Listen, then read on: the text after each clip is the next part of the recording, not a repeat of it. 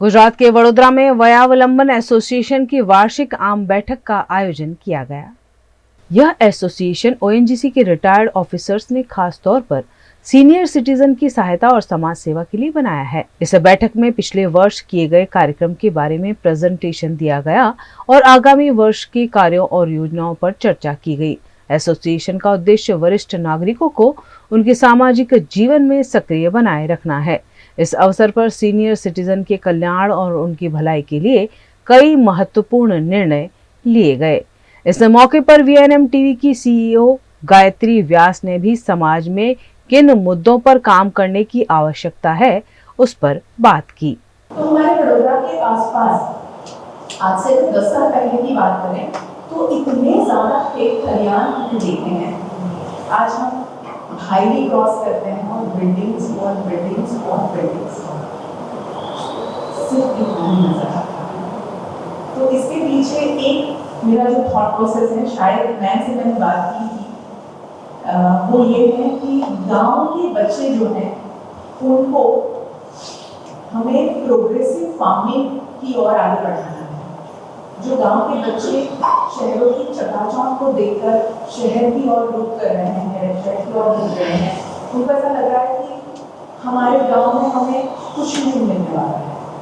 और उससे भी आगे एक बात जो मैं ऑब्जर्व करती हूँ हमेशा, वो ये है कि उन्होंने अपने पिताजी को, अपने दादाजी को, अपने चाचाओं को, अपनी मम्मी को या घर की महिलाओं को, सबको ऐसे देखा है जो बहुत ज़्यादा मेहनत करते हैं, बहुत ज़्यादा मशक्कत करते हैं, मगर मिलता बहुत कम है।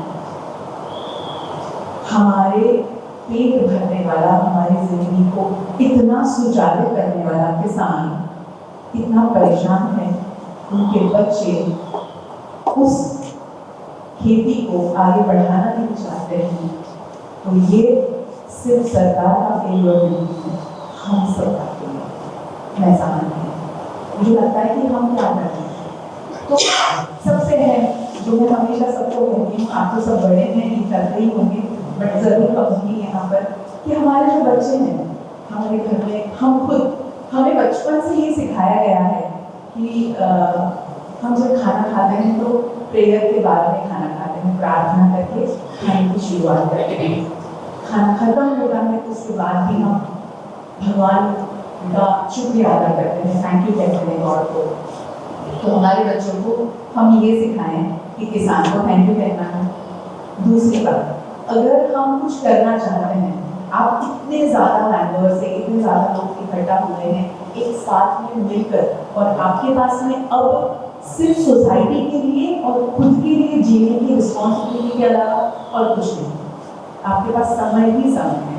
तो आप ये कर सकते हैं, जैसे मैंने कहा कि हमें बड़ौदा तक लिमिट सीमित नहीं रहना है, बड़ौदा तक हमारी एक्टिविटी को लिमिटेशंस में नहीं डालना है। बड़ौदा के आसपास के ही गाँव के, बहुत ज़्यादा दूर नहीं जाना है, बड़ौदा के आसपास के गाँव में जाकर अगर हम एक कोशिश करें कि वहाँ के बच्चों को इकट्ठा करें, हम उनको मोटिवेट करें कि बच्चों आपको खेती करनी है, तो एक समय आएगा कि हम खाने के लिए कर सकें।